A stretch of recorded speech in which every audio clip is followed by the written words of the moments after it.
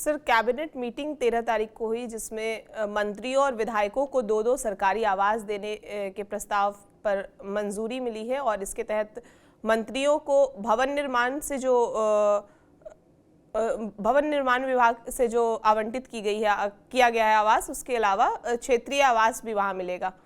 तो क्या लग रहा है, क्योंकि आरजेडी इस पर कई तरह के सवाल उठा रही है, कह रही है इसको ये अनर्गल है, और जिस तरह से आरजेडी प्रदेश अध्यक्ष मंगनी लाल मंडल ने कहा कि सरकारी आवास काम की सुविधा के लिए होते हैं और ये बहुत लाग लपेट करके किया जा रहा है, और सरकार, या ये भी एक इंटरप्रिटेशन आ रहा है कि शायद नाराज विधायकों को साधने की कोशिश कर रहे हैं नीतीश कुमार, या इस तरह से बातें भी आ रही है। तो आपको क्या लग रहा है, आप इसको कैसे देख रहे हैं इस खबर को? देखिए, बिहार जैसे राज्य के लिए एक आर्थिक दबाव तो है ही नहीं। अब किन्हीं को खुश करने के लिए 2 बंगला दे दीजिए, 3 बंगला दे दीजिए, 4 बंगला दे दीजिए, ये तर्क सम्मत नहीं है। जब सेंट्रल पूल से मंत्रियों को 1 बंगला ऑलरेडी मिला हुआ है, तो फिर एक और आवास देने की क्या जरूरत है, और वो भी 1700 रुपए पर, जो मेंटेनेंस चार्ज भी नहीं है। तो ये अपने आप में बिहार जैसे गरीब राज्य के लिए तो एक मजाक है ही कि मंत्रियों को बंगले बांटे जा रहे हैं। 1 नहीं 2 ले लीजिए, 2 से कुछ नहीं है, 3 ले लीजिए, और यहाँ की आम जनता इंतजार कर रही है कि हमारे हिस्से में भी कुछ आए। यही नीतीश कुमार ने न 94 लाख परिवार निकाल करके दिया है, जिनकी मासिक आमदनी 6000 रुपया से भी कम है।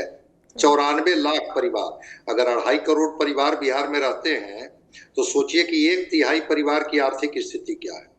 और उस पॉश इलाके में इनको 1700 रुपए में एक अतिरिक्त बंगला मिल रहा है, तो इसको क्या मानेंगे? ये तो सवाल तो विपक्ष उठाएगा ही। हाँ, आज विजय चौधरी जी को मैं देख रहा था। ठीक है, 243 विधायक हैं बिहार में, 75 विधान पार्षद हैं, उनके लिए एक आवास बना है और कहा गया कि क्षेत्र वाइज वो आवास उनको आवंटित किया गया। अच्छी बात है, लेकिन अगर वो व्यक्ति जिनका क्षेत्र है, जिसके आधार पर उनको एक आवास मिला एमएलए का, उनको मंत्री बना दिया गया, तो उनको तो मंत्री के लिए सेंट्रल पूल से एक आवास मिल ही गया। फिर ये आवास उसी क्षेत्र के विकास के लिए अगर किसी इंटरप्रेन्योर को दे देते एक अच्छा रेंट पर, कि भाई उस विधानसभा क्षेत्र का स्किल डेवलपमेंट या वहां पर जो बहुत सारे प्रोजेक्ट चल रहे हैं उसके डेवलपमेंट के लिए ये जो नोडल एजेंसी है उसको ये आवंटित किया जाता है और उसके किराया ये हो। या सरकार कहती कि चूंकि आपको एक बंगला मिला हुआ है तो इस आवास में जो कोई रखना चाहता है, रहना चाहता है, तो उनको इतने राशि किराए के तौर पर देनी होगी ताकि उससे कोई डेवलपमेंट का काम चले। अब विजय चौधरी जी का आज मैं अखबार में देख रहा था, उन्होंने कहा कि चूंकि वो विधायक के नाम पर पहले आवंटित होगा, मंत्री तो बाद में बनेंगे, तो रख रखाव उसका ठीक से होगा। हमको दे देना रहने के लिए, हम उसका रख रखाव ठीक से करेंगे, 1700 रुपया हमसे ले लें भाई। ऐसा थोड़े होता है कि कोई एक पॉश इलाके में जहां उसका किराया 40,000 50,000 रुपया हो और 1700 रुपया में उन्हीं को इसलिए अलॉट कर दिया गया कि वो रख रखाव ठीक से करेंगे। ये तर्क गले नहीं उतरता है।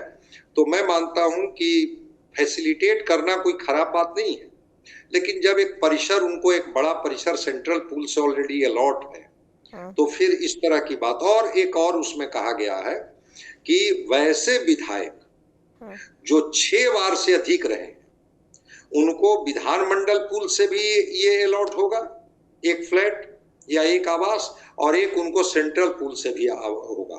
तो जो आपने प्रश्न में जो दूसरी बात कही कि कहीं नाराज विधायकों को या विपक्ष के विधायकों को साधने की एक कोशिश तो नहीं है, बिल्कुल कोशिश है। अब कर्पूरी नहीं रहे, अब जगजीवन राम जैसे लोग नहीं रहे, अब तो सत्ता और सत्ता की मलाई का एक इम्पोर्टेंट तो है ही ना, इससे कोई वंचित नहीं रहना चाहता है। और मैं मानता हूं कि अगर सुविधा किसी को मिले, विधायकों को, मंत्रियों को, कभी हम लोगों ने सांसद निधि, विधायक निधि पर बात की थी कि कैसे सांसद निधि और विधायक निधि का जो है वो बंटवारा इन लोगों ने किया था और कैसे फिर उसका लाभ इन लोगों ने लिया था, इस पर हम लोगों ने बात की थी।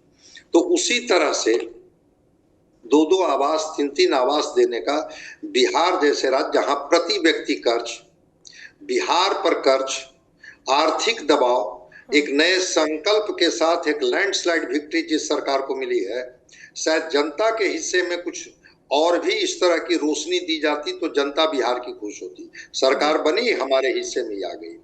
ये मंत्री जी, विधायक जी को 2 फ्लैट 3 फ्लैट अगर आप देंगे तो सवाल तो उठेगा, और विपक्ष का धर्म भी बनता है कि सवाल उठाएं कि ये फिजूल खर्ची है, ये कोई दरिया दिली नहीं है उनके प्रति, ये फिजूल खर्ची है और इसके माध्यम से उनको साधने की कोशिश है कि कैसे उनको साधा जाए। इसी के तहत ये अतिरिक्त आवास आवंटित किए गए।